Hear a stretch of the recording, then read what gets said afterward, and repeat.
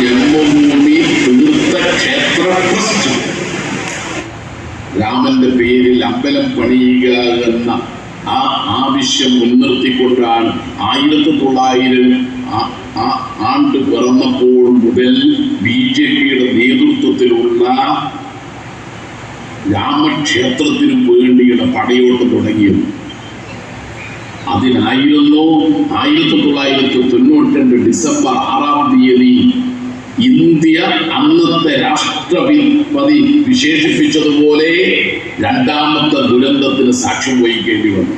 ഒന്നാമത്തെ ദുരന്തം ബ്രിട്ടീഷുകാർ ഇന്ത്യയെ വെട്ടിമുറിച്ച് സ്വാതന്ത്ര്യം നൽകിയതാണ്. രണ്ടാമത്തെ ദുരന്തം 450 വർഷക്കാലത്തെ പഴക്കമുള്ള അയോധ്യയിലെ മുസ്ലിങ്ങളുടെ ദേവാലയം തകർത്തതാണ്.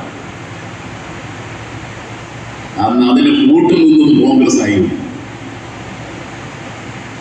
ഇന്നിപ്പോ BJP അധികാരത്തിൽ എത്തുന്നതിനുള്ള ഏണി അതിന്റെ സഹായം ചെയ്തു കൊടുത്തത് കോൺഗ്രസ് ആണ്. അന്ന് BJP നാമമാത്രമായ MP-മാരെ ഉണ്ടായിരുന്നു. പിന്നീട് BJPക്ക് അയോധ്യയിൽ വർഗീയ വികാരം ഉണ്ടാക്കി ന്യൂനപക്ഷ വേട്ടയ്ക്ക് നേതൃത്വം കൊടുക്കാനുള്ള അവസരം കിട്ടിയപ്പോ അവരങ്ങോട്ട് ഭരണത്തിലെത്തും വിധത്തിലായി. ഇന്നിപ്പോ ആ പള്ളി പൊളിച്ച സ്ഥലത്ത് തന്നെ ക്ഷേത്രം നിർമ്മിക്കാൻ കോടതി കൂടി അവകാശം കൊടുത്തപ്പോ തിരിഞ്ഞു നോക്കുമ്പോ എന്തിനായിരുന്നു?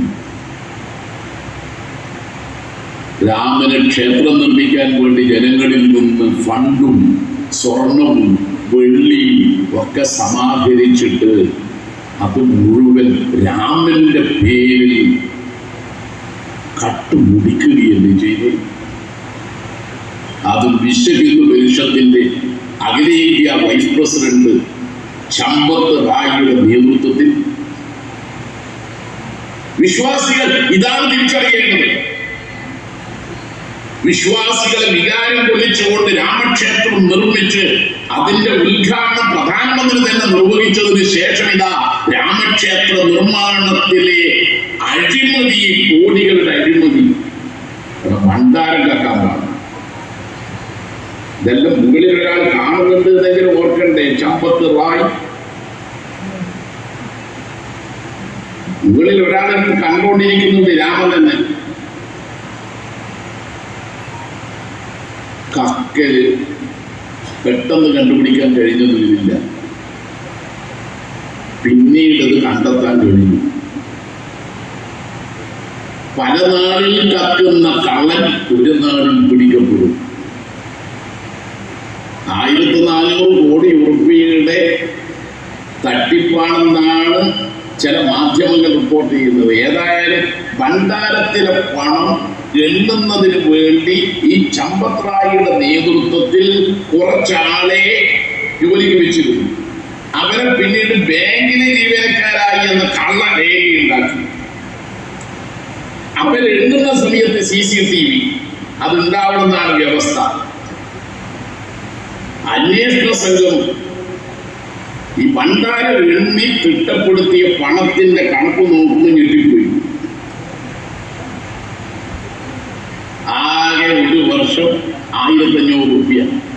അത് ശ്രീരാമന്റെ അയോധ്യയിൽ ആര് വിശ്വസിക്കാൻ?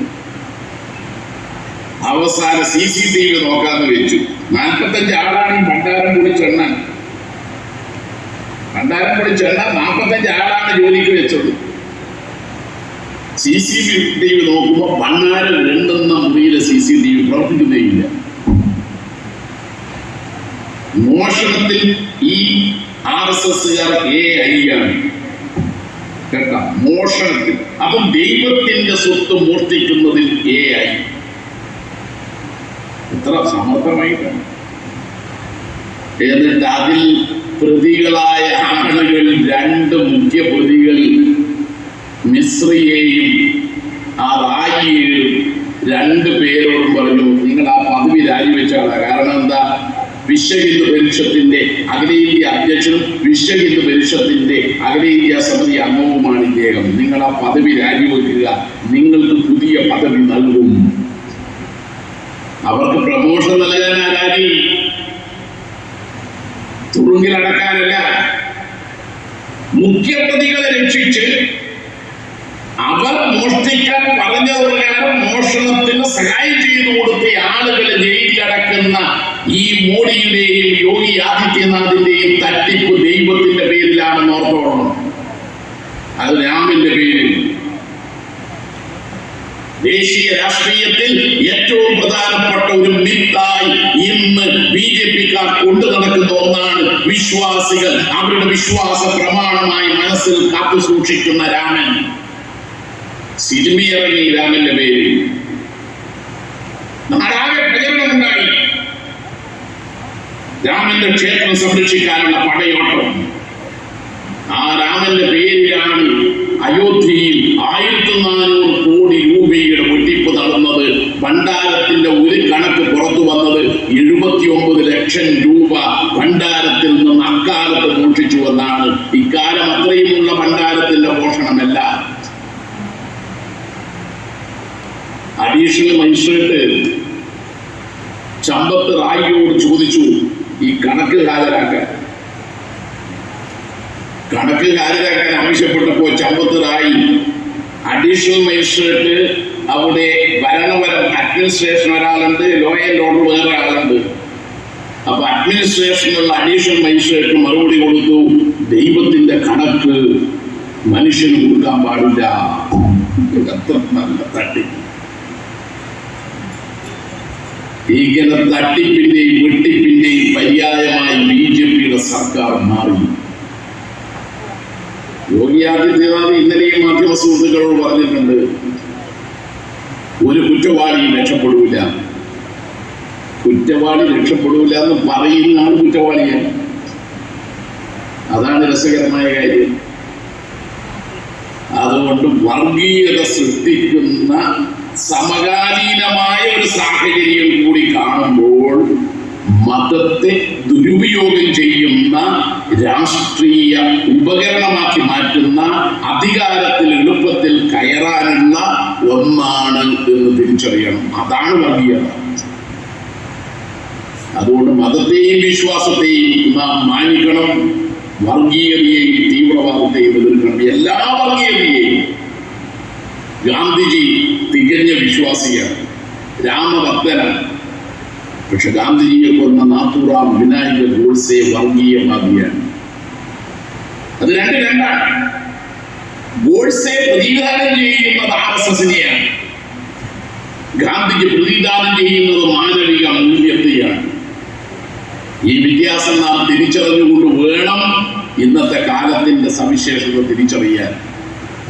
ഈ വർഗീയതയെ തടയാനാണ് ഇസ്ലാമിക വർഗീയത, ക്രൈസ്തവ വർഗീയത എന്നീ രീതിയിൽ വർഗീയത ഉയർത്തിക്കൊണ്ടുവരുന്നു. അത് ജമാഅത്തെ ഇസ്ലാമി അടക്കമുള്ളവരാണ്, കാസിയെ പോലുള്ളവരാണ്. അത് തിരിച്ചറിയാൻ നമുക്ക് കഴിയണം. അവർ ചൂണ്ടിക്കാണിക്കുന്നത് എന്താ? ഇതാ ഫാസിസം അടുത്തെത്തിയിരിക്കുന്നു. അതുകൊണ്ട് നമ്മളെല്ലാം ഒന്നിക്കണം. ആര്? മുസ്ലിങ്ങളെല്ലാം.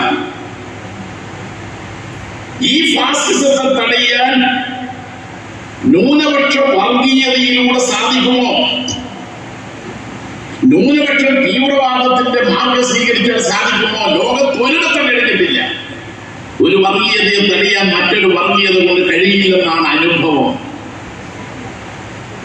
ന്യൂനപക്ഷ വർഗീയത ഭൂരിപക്ഷ വർഗീയതയെ തടയാൻ പറ്റുന്ന ഒന്നല്ല. അതിന് പകരം വർഗീയതയെയും ഫാസിസത്തെയും തടയാൻ കഴിയണമെങ്കിൽ മതവിശ്വാസികൾ, അതേത് മതത്തിൽപ്പെട്ടവരായാലും, മതനിരപേക്ഷവാദികളോടൊപ്പം ഒന്നിക്കണം. ഇന്നിപ്പോ RSS നാട്ടിൽ, പ്രത്യേകിച്ച് കേരളത്തിൽ നടത്തിക്കൊണ്ടിരിക്കുന്ന വർഗീയമായ ചേരിതിരിവിന്റെ ആപത്ത് ന്യൂനപക്ഷങ്ങളിൽ ഉത്കണ്ഠ ഉണ്ടാക്കുന്നത് കൊണ്ടാണ് ലീഗ് മതബോധം വളർത്താൻ, അതിന്റെ അടിസ്ഥാനത്തിൽ സാമുദായിക നേട്ടമുണ്ടാക്കാൻ പരിശ്രമിക്കുന്നത്. ലീഗ് എന്ന് പറയുന്ന രാഷ്ട്രീയ പാർട്ടിയുടെ പ്രത്യേകത എന്താ?